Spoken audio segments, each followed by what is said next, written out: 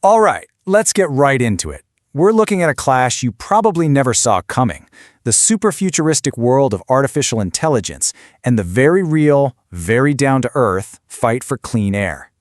This is the story of how AI's incredible appetite for energy is actually changing our environment right now. And this quote, it really gets to the heart of what's happening here. It's from Barbara Johnson, a 75-year-old organizer in St. Louis. She has spent decades, literal decades, fighting against pollution from coal plants. And just when it looked like things were finally getting better, the rug was pulled out from under her. That feeling, that's what this is all about. So here's a quick look at how this all went down. Back in 2024, the government adopted these new, much tougher rules on soot pollution. They were supposed to kick in by 2027. For communities like Barbara's, this was a massive, massive win. But then, bam, February 2026. Before they could even take effect, the new standards were completely scrapped. Gone.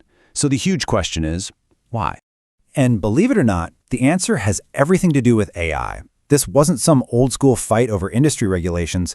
This was a direct reaction to a brand new, absolutely enormous demand for electricity, a demand that's being driven by the explosion of artificial intelligence. The number powering this whole story is just, well, it's staggering. We're talking about 50 gigawatts. That's how much new electricity the Department of Energy thinks we're going to need by 2030 just to power the growth of AI. It's a colossal number, so let's try to wrap our heads around what it actually means. To put that in perspective, 50 gigawatts is enough juice to power millions and millions of homes. Think about that. It's a nearly 4% jump over the entire amount of power the US generated just a few years ago. Finding that much new power that quickly, it has some serious consequences. And here is one of the biggest consequences, right here in this chart. You see, for years, the US has been shutting down its old, dirty coal plants. In 2015, we retired 94 of them. But fast forward to 2025, that number plummets to just 4. The AI boom has basically slammed the brakes on moving away from our most polluting source of energy. So this brings us right back to that policy fight. You have two totally different ways of looking at this. On one hand, the 2024 EPA said, hey, these tougher soot limits are a huge win for public health, worth billions of dollars.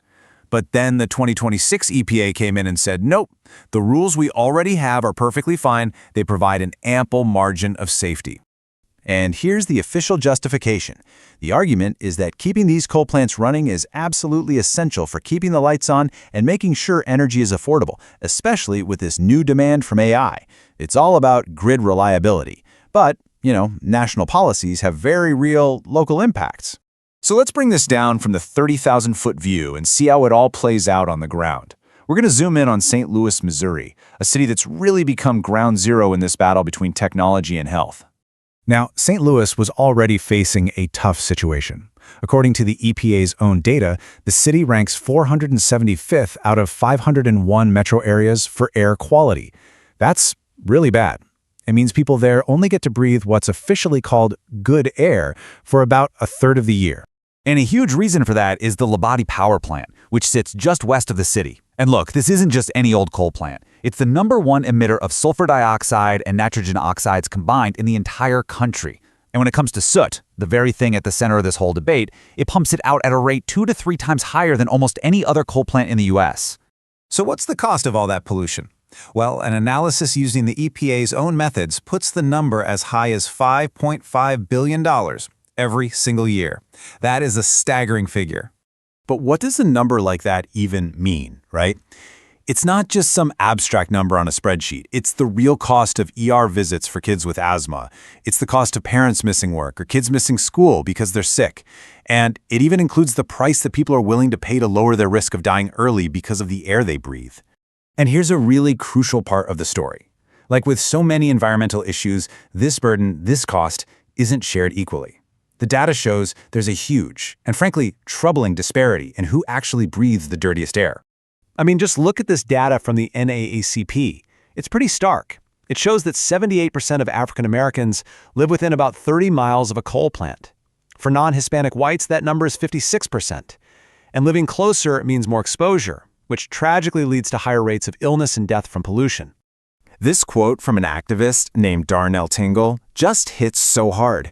He calls his community a sacrifice zone. Think about that phrase. It's this idea that the health of one community is being traded away for some bigger technological or economic goal.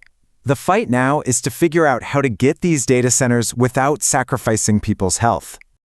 Okay, so to get the whole picture, it is really important that we understand where the utility companies and the data centers are coming from. They're responding to a real, incredible demand for the technology that's reshaping our world. And here is the direct connection. The local utility, a company called Ameren, has already signed deals for 2.3 gigawatts of new demand from data centers. And get this, that's almost the entire amount of power that the giant Labadie plant can produce. So this isn't some future problem, it's happening right now. For their part, Ameren says they're trying to do two things at once: provide the reliable power that everyone's demanding, but also operate in a responsible way that protects public health. They make a point of saying, hey, our own employees live and breathe here too. And then the data center industry adds another wrinkle. Their position is, look, we're the customers, we buy the power, but we don't make the decisions about how that power is generated. They say that's up to the utility companies and the government regulators. So when you put it all together, what you have is this really complicated, very modern problem. There are no easy answers here, and no simple good guys or bad guys. It's a classic story of progress and its unintended and sometimes painful consequences. And that really leaves all of us with this one central question. The AI boom is exciting. It offers so much potential, but it needs a ton of power. And the fight for clean air is a fight for a basic human right to be healthy. So how do we balance those two things? It's a question that communities like St. Louis are being forced to answer for all of us right now.